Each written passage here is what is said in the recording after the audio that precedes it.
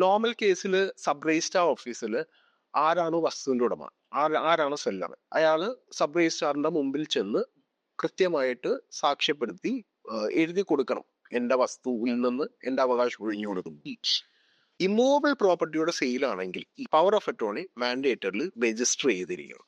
വിദേശത്താണെങ്കിൽ power of attorney അതാത് Indian എംബസിയിൽ പോയി attest ചെയ്തിട്ട് ഇങ്ങോട്ടേക്ക് അയച്ചു തന്നാൽ മതി. അതിന് പെർഫെക്റ്റ് വാലിഡിറ്റി. സബ് രജിസ്ട്രാർ അതിന്റെ വാലിഡിറ്റിയും കൂടി നോക്കിയതിന് ശേഷമാണ് രജിസ്ട്രേഷൻ നടത്തുന്നത്.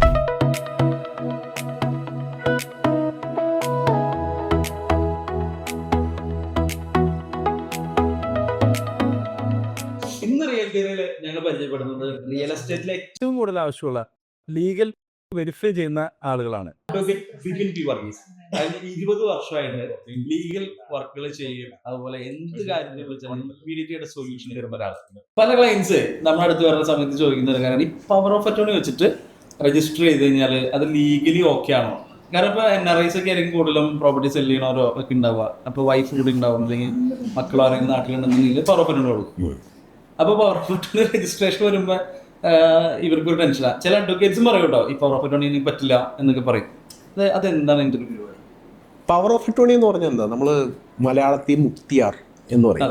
ഇനി ഈ പവർ ഓഫ് അറ്റോർണി കൊടുക്കുന്നത് വളരെ നിയമപ്രകാരമാണ്. ഇപ്പൊ പവർ ഓഫ് അറ്റോർണി ആക്ട് പ്രകാരമാണ് നമ്മൾ പവർ ഓഫ് അറ്റോർണി കൊടുക്കുകയും ചെയ്യുന്നത്.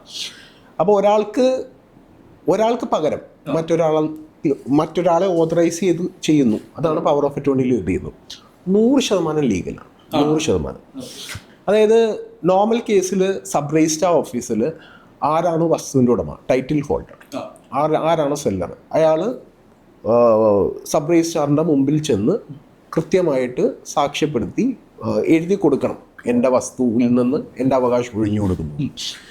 അദ്ദേഹത്തിന് സബ് രജിസ്ട്രാറിന്റെ മുമ്പിൽ എത്താൻ പറ്റാത്തൊരു സാഹചര്യമാകുമ്പോൾ, ഇപ്പം ഇന്ത്യക്ക് പുറത്താകാം, അല്ലെങ്കിൽ രോഗാവസ്ഥയിലാവാം, മറ്റെന്തെങ്കിലും കാരണങ്ങളുണ്ടായിരുന്നു, അയാൾക്ക് സബ് രജിസ്ട്രാറിന്റെ മുമ്പിൽ എത്താൻ പറ്റിയില്ല എന്നുണ്ടെങ്കിൽ ഒരു പവർ ഓഫ് അറ്റോർണി കൊടുക്കുകയാണെങ്കിൽ അത് 100% ലീഗലാണ്.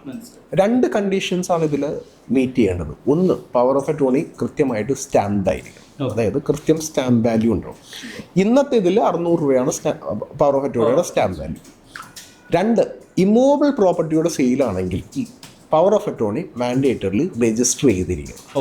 രജിസ്റ്റേർഡ് പവർ ഓഫ് അറ്റോർണി ആണെന്നുണ്ടെങ്കിൽ നമുക്ക് ഒന്നുകൊണ്ടും പേടിക്കണം. അപ്പോൾ ഒരു ചോദ്യം വരും, ചില സമയത്ത് വിദേശത്താണ് ആളെങ്കിൽ ഇന്ത്യയിൽ വന്ന് എങ്ങനെ രജിസ്റ്റർ ചെയ്യാൻ പറ്റും? കുഴപ്പമില്ല. വിദേശത്താണ് ആളെങ്കിൽ പവർ ഓഫ് അറ്റോർണി അതാത് ഇന്ത്യൻ എംബസിയിൽ പോയി രജിസ്റ്റർ ചെയ്തിട്ട് അവിടെ രജിസ്റ്റർ അല്ല, അവിടെ അറ്റസ്റ്റ് ചെയ്തിട്ട് ഇങ്ങോട്ടേക്ക് അയച്ചു തന്നാൽ മതി. അതിന് പെർഫെക്റ്റ് വാലിഡിറ്റി. അപ്പോൾ പവർ ഓഫ് അറ്റോർണി പ്രകാരം സെയിൽ നടത്തിയ വാലിഡാണ്, 100% വാലിഡാണ്. സബ് രജിസ്ട്രാർ അതിൻ്റെ വാലിഡിറ്റിയും കൂടി നോക്കിയതിന് ശേഷമാണ് രജിസ്ട്രേഷൻ നടത്തുന്നത്. അപ്പോൾ അത് വെച്ചിട്ട് എന്തെങ്കിലും ഉണ്ടോ, പവർ ഓഫ് അറ്റോർണി കൃത്യമാണോ എന്നുള്ളത് മാത്രം അത് ഒരു ലീഗൽ ഒപ്പീനിയൻ എടുത്തിട്ട് ഈസിലി അറിയാം.